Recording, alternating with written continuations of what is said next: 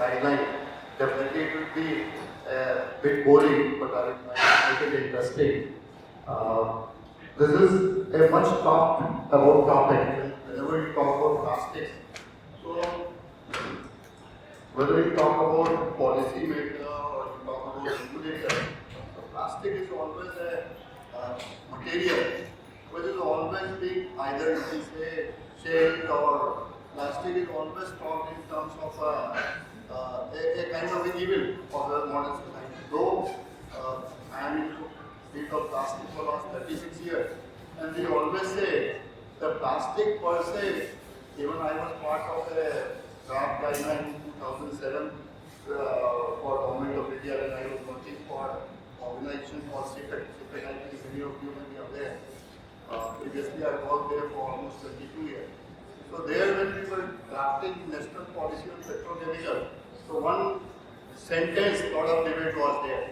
The moment we have mentioned that plastic per se is a harmless material, lot of policy makers started debating. Then we have gone into fundamental science. When you talk about plastics, it comes from polymer.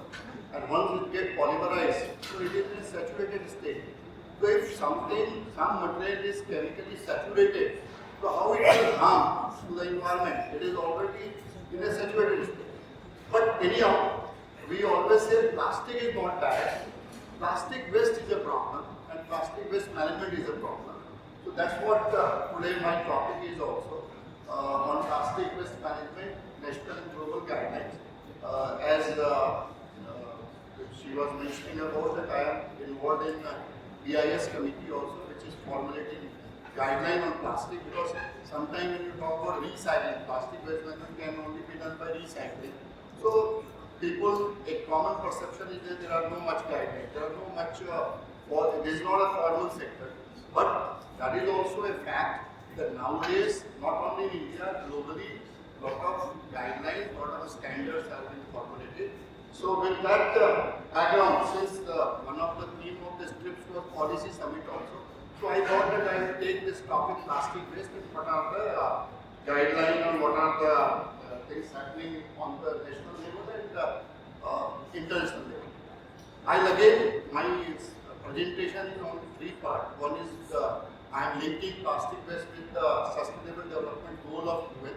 All you know, and always sometimes we talk in modern world that UN is formulating UN 2030 agenda and all. But as an Indian, we know in our Veda, maybe 900,000 BC, that time in Atharvaveda, Prithvi Sukta, it has been mentioned about Mother Earth, Bhumi Earth, and there are so many verses are there which talks about that how we have to protect the earth. So this planet, prosperity and all, it has been known to India so many thousands years ago. But anyhow, so now in modern world we talk about UN agenda. And then I will be talking about some ISO level, which is a global standardization body, then BIS. This I think many of you would have seen. This I have just picked up from UN website only. There are 17 SDG goals, Sustainable Development Goals. I have 3 stars I have made, which is related to plastic waste. That is SDG Goal 12, which talks about responsible consumption and sustainable production. Then SDG Goal 13, which is climate action. And then we talk about SDG Goal 14, which is related to life below water. And life below water or marine pollution is the most, you can say, today debated topic, not only in India, in global, because they say that in planet, a lot of plastics are just going to marine and is already in marine. And there is a report also of UN in 2022, they say almost 17 plus million metric ton of plastic entered in the ocean in 2021. And see, always as a, maybe since we are from plastic, many times we doubt on those statistics. Many times plastics industries also as a lobbying, they say that whether these statistics is right or wrong. But anyway, we can say, somebody will say, no, it is not 17 million, it could be 10 million, it could be 8 million. But the fact of the matter is that definitely plastic waste is a problem and it is a challenge whether we talk about marine pollution. That is why now You may be, there is a very recent thing also. Because of that only, when plastic waste, this data came at around 450 million ton, it is being the production, and we say that 40% are mostly plastic packaging, and many are short-lived. And you would have heard about the term single-use plastic. Single-use plastic, though we have banned, but you go to any part of the country, when we say that some of the plastic which is banned, still it is available, it is still there in the market. So we cannot say it is practically it is being implemented. Because of that, in March 2022, UNEP, though this the 3-year effort, recently there was a inter-governmental negotiation committee meeting also in Geneva. Finally, talks got failed because the whole world has divided into two blocks. One is called high emission country and one is called like-minded country on the legal binding treaty on plastic pollution. So though we were part of that in 2022, we also were part of this global resolution that plastic pollution or legal binding treaty will be implemented. But somehow the treaty text, so what are the three major issues in this? Three major issues on which there were differences. So one was that to reduce the plastic production. India, we were telling we should not have a mandatory clause of reducing the plastic production, because if you talk about per capita consumption of plastics, in India it is very less. India we say 12 to 15 kilos is our per capita consumption. But somehow some of the countries like European Union and some of the countries, they are called high emission country, because there was a division in UN also. There was called high emission country. They were telling there should be a mandatory clause. So from India, government position was that we will not go for reducing the plastic production. We will definitely work on plastic waste management and creating infrastructure financing from India and some of the like-minded countries. They are pressurizing the UN that there should be an infrastructure, global fund should be provided for plastic waste management, but not to reduce the plastic production. Another thing was that chemical concern. They will not talk that there should be a chemical of concern. So there was a terms of reference, there was a debate, there was a differences that you cannot, because already many of the harmful chemicals are covered by different conventions, different global regulation. Whether in Europe you talk about REACH regulation is there, in India also everything is there, but we should not bring into plastic pollution treaty. So this is okay, this is the chair draft now, finally 14-15 August. What draft, which is a balanced view, there all these things have been incorporated. There should not be any national circumstances because national plan. So now we say that all national plan, but some of the countries they are against that. They say that it is not going to be a legal binding, it is going to be voluntary. But India is in favor of that because, like we say, food habits are different in different parts of the world. Likewise, you cannot say that from one single treaty, whole globe will be falling into line, because there is a different type of even plastic product. One of the major complexity was that they were telling that there should be a design of plastic product also should be uniform. That cannot be. A very common example is that in India, you take all our milk pouches. We use milk for years in milk pouches. It may not be true in Europe or it may not be true in America or US, North America. You say that no, all milk should be only packed in a rigid model, not in pouches. So, a lot of these kind of complex issues were there. So, finally, the chair of that, they have released a draft. Now, the United Nations is going to create a conference of party and they will still debate. But now it is very doubtful. Now, I'll come to this is about UN. Now, second part is ISO. What ISO committee is doing now, because there is a ISO Technical Committee 61 which deals with the plastic related standardization. Now in 2018, considering that the plastic related environment lot of issues are being talked about globally, so they created a subcommittee SC14. I am also part of that. That is called Environmental Committee of Plastic and Environment. So they have got, there are 5 working groups.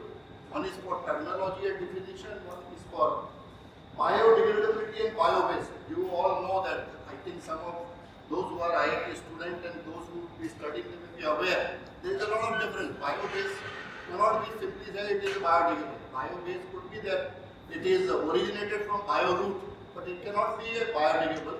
Likewise, biodegradable also a lot of discussion, standard protocol is there that we cannot simply say that some material is biodegradable, whether it is degrading under which condition. I think your time is still not there. Yeah. So this is another WG5 is on recycling, mechanical and chemical recycling. Now this is one of the guideline standards for globally, ISO 15270. That is deals with how to do a recycling and recovery of plastic waste. Now one of the proposal, I was the project leader, we have proposed from India at ISO committee that lot of time people they talk after recycling, whatever recycled material is there, how to check the quality, how to check the recycled material whether it is useful or not. So we have created one standard testing and characterization of mechanically recycled polypropylene and polyethylene. These two materials are mostly used material in plastic packaging. So that standard was published also, and now in Indian condition it has been adopted. Now this is the standard ISO 5677. Now again, along with Chinese expert, I am working on another ISO standard that is called physical recycling, because now there is a talk about that. Take for example, some of you, those who are from chemical engineering, you may be knowing that by dissolving, take for example multi-layer, always problem is there in multi-layer, how to recycle. So how there are some technology available, so there is no guideline so far, neither in India or in ISO, how to do a physical recycling. So physical recycling is basically nothing but based on the solvent method. So one standard is being developed. With me, there is a Professor Hui from Beijing University, China. We are the project leader for this standard, which is ISO. Again, it has come from India. BIS is actively involved in ISO committee. These are the different standard recycle. Why I am showing you? Because some of you, if you are, or somebody from industry, if anybody is here, then they know sometimes people simply give a comment, there is no standard for recycle, but recycled material, what are standards are under development. Now we talk about European. In India, we always say India there is already in plastic waste management and guideline we are in hurry and we have implemented a lot of notification has come from plastic waste management Ministry of Environment. But Europe, you see, they have got phased implementation. There are many things, whether recycling or reusability or biodegradability, they start from 2026 onwards. So that is what Europe also is going to implement. They are giving a mandatory clause for use of bio-based or bio-based material also. This is European standard, that is for specification of recycle. This is also recently published, they talk about quality level of recyclers. This is the Indian principal guideline. For this standard, I was the BIS panel convener, IS 14534. This has been referred in different documents of government notification. This is for guideline for plastic waste recycling and recovery.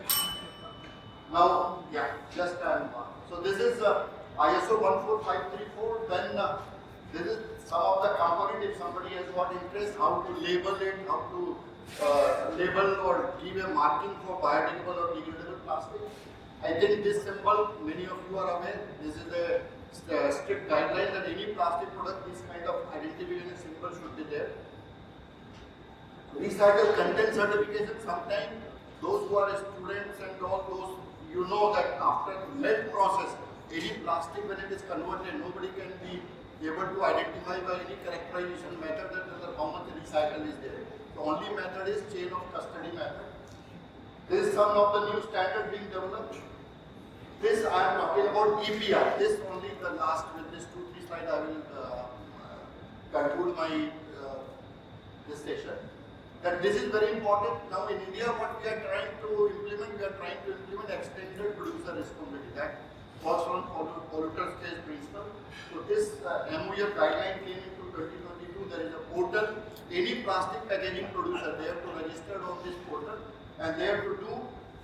These are the 5 categories of packaging material: plastic packaging, flexible, rigid, multi-layer, compostable, biodegradable. And these are the target given by, this is a mandatory target Ministry of Environment, that any kind of rigid category you have to use recycled plastic. Now, Only thing is recycled plastic. This last two slides, just one minute I'm finishing. Recycled plastic, food safety authority. Because in India also, if you have to use some recycled plastic for food contact, before September 21 in India there was total prohibition. You cannot use recycled plastic. But after that, government has amended that again based on the principle of circular economy and promote the use of recycled plastic. So the current scenario is that food safety authority, based on their regulation, any recycled plastic can be used. So now in India we have given from Food Safety Standard Authority recycled PET, this PET bottle, whatever you are seeing. This has been allowed by FSSAI based on some guideline notification has come that recycled content can be used in this. So with that, these are some of the guidelines. Thank you very much and thank you and thank you so much for inviting me.